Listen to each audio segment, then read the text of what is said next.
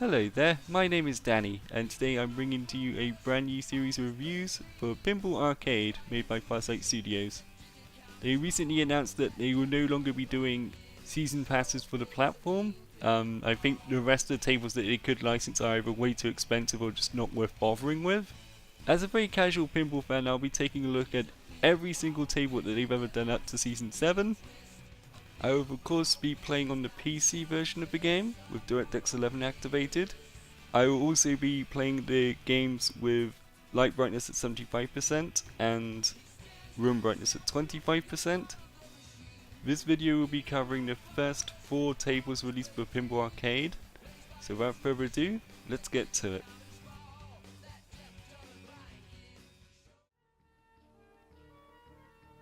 The first table we'll be taking a look at today is Arabian Nights by Williams. It's a free table which everyone gets when you download Pinball Arcade, so there's absolutely no reason not to try this game out. While this table was given away for free, do not let that fool you to the quality of the table. This is probably one of the best tables in all of Pinball Arcade, and it's quickly becoming one of my personal favourite tables, and I own every table in the game. It's a well-known fact that Arabian Nights is based off of 1001 Nights, a classic collection of stories written and compiled during the Islamic Golden Age in the Middle East. Some of the stories in the book are actually included in the game itself as missions that players must complete while playing the game. The theming for this table is very strong. Everything about the table's presentation really hits the nail on the head. The way that the table looks very opulent and very majestic, while the music is catchy but not repetitive or irritating like a lot of other tables can be. Arabian Nights also hits a home run in the actual gameplay department as well. I'd argue that this is actually a good choice as a free table by Farsight because it's a very good beginner's table, I'd argue. The layout is interesting enough to keep people's attention but not too complicated where the players might get confused about what to do. And the missions are also very thematic, as I mentioned before, because they're based on, actual stories based on the book, but they're not too difficult to grasp or what to do, so the player will always know what to be shooting for. Also, it does help that a lot of the more interesting missions like the multi-balls, for example, are fairly easy to achieve but not too trivial, if that makes any sense. So you're not just throwing multi-balls at you over and over again.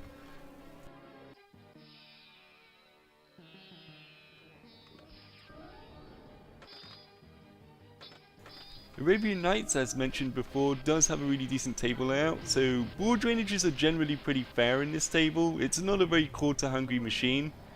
Not to say that this game's a complete cakewalk or anything, but you won't find like ramps mysteriously leading right down to the side of the table where the ball isn't recoverable, or like traps immediately shooting the ball right down the center like in lesser inferior tables. So again, as a first choice to introduce people to pinball, Farsight did a very good job in picking this table because it's very well designed. And you can tell this game was a labour of love by the people who made it. So, where does this leave us with the score? Well, obviously it may seem a little bit redundant since you can just download and play the game for free, but in my personal opinion, this is a 5 out of 5 table. I happen to really enjoy playing this table, despite what my old footage of the gameplay in the background may suggest. This game is just beautiful in my opinion. It's really well presented. The gameplay is fantastic, and it's just an all-out great table to play that doesn't bog the player down with too many rules, and it's just a real joy to knock the ball about the actual table with. It's a wonderful table, and I would highly recommend anyone who's even vaguely interested in pinball to go check this table out. Anyway, on to the next game.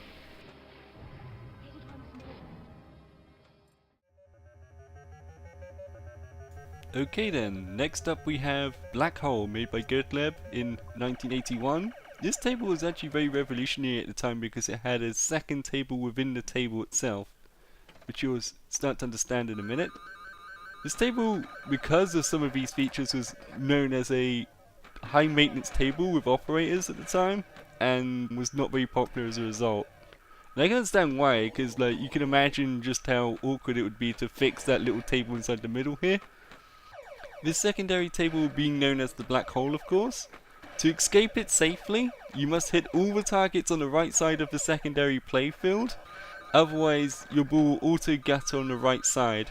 You'll know when you've actually got the bridge connected because there'll be a little orange arrow pointing the top right flipper as opposed to straight down the gutter. However, you probably ought to stay inside the black hole as long as you can because it is a really easy way of earning a lot of points in this game and earning a lot of extra balls. I find that the best way of getting the best score in this game is to grab as many extra balls as you can because this game does have a lot of bumpers, so like it will catch you off guard every now and again. And what you need to do is the following. Outside of the actual black hole, what you want to be doing is hitting the targets at the top, mostly so that it multiplies the bonus that hitting the targets inside the black hole gives you. So you can get that all the way up to times 5, and then what you want to do after that is try and spend as much time in the black hole as you can, racking up your point, and also getting your balls captured for the fabled multi-ball. This game has a 3-ball multi-ball, but the weird thing about this game is, like, the multi-ball can take place both inside both tables. So, like, you can actually be playing 2 separate tables with 3 different balls. It gets very, very confusing, let me tell you. And that's what makes this table so legendary. It has a bunch of really innovative ideas, and despite the fact that it can feel a little bit unfair at times because the bumpers are smacking your ball about a lot where you can't control it, it is a very fun game. My only real knock against this table, and what prevents me from playing this table for a really long time, is the grating background music. I get that this is a really early table, it was released in 1981, but that choice, especially when you're wearing headphones, that sound bores into your brain, and it's not a very pleasant sound, in my opinion. Now, if I was to give Black Hole a score, it would be 4 out of 5. Now, I don't do 0.5s or anything like that, but the reason being is because of the music. Like, I love playing the game. The game's actually really fun to play. The sound effects are really nice, but the background music is just so grating, and I play this game quite a bit because a lot of my friends have, you know, Season 1, Season 2 of Pinball Arcade, and a lot of them really like this table. And it's not hard to see why, it's a great table, but when you're playing it for long periods of time, that music just gets on your nerves, more so than a lot of other tables, especially a lot of more modern tables where they have more melodic background music and stuff like that. But I would still highly recommend you check out this table. It's a really great example of a solid state table, and it's a really fun game to play, and it's worthy of being in anyone's pinball collection. Okay, on to the next game.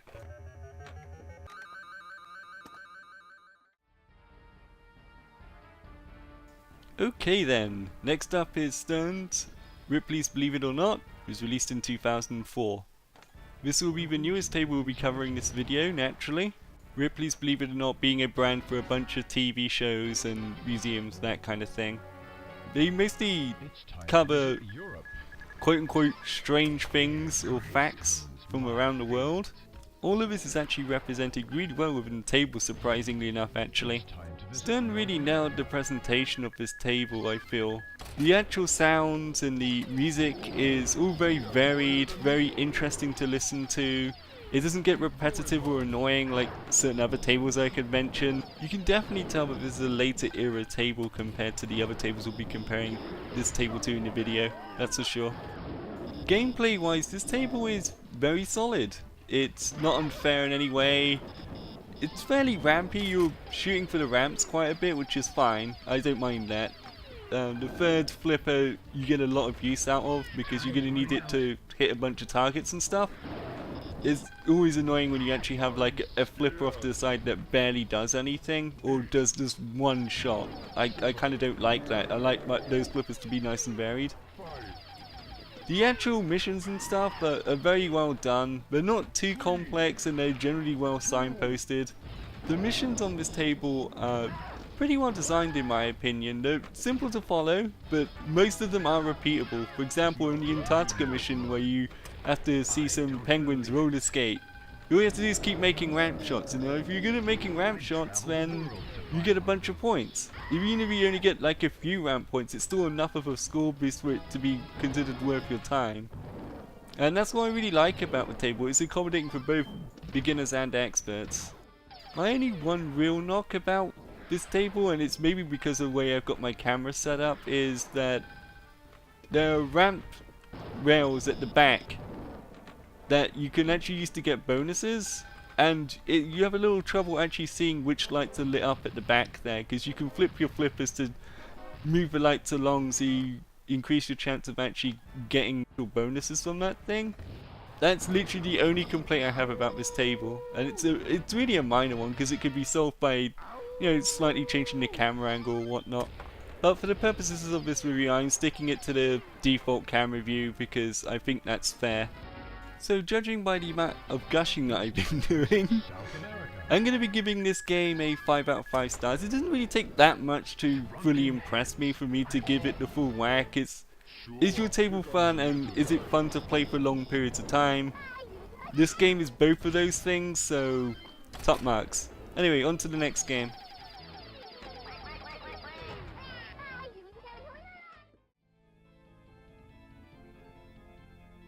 Okay, our final table of the video is Theatre of Magic, released by Midway Ballet in 1995.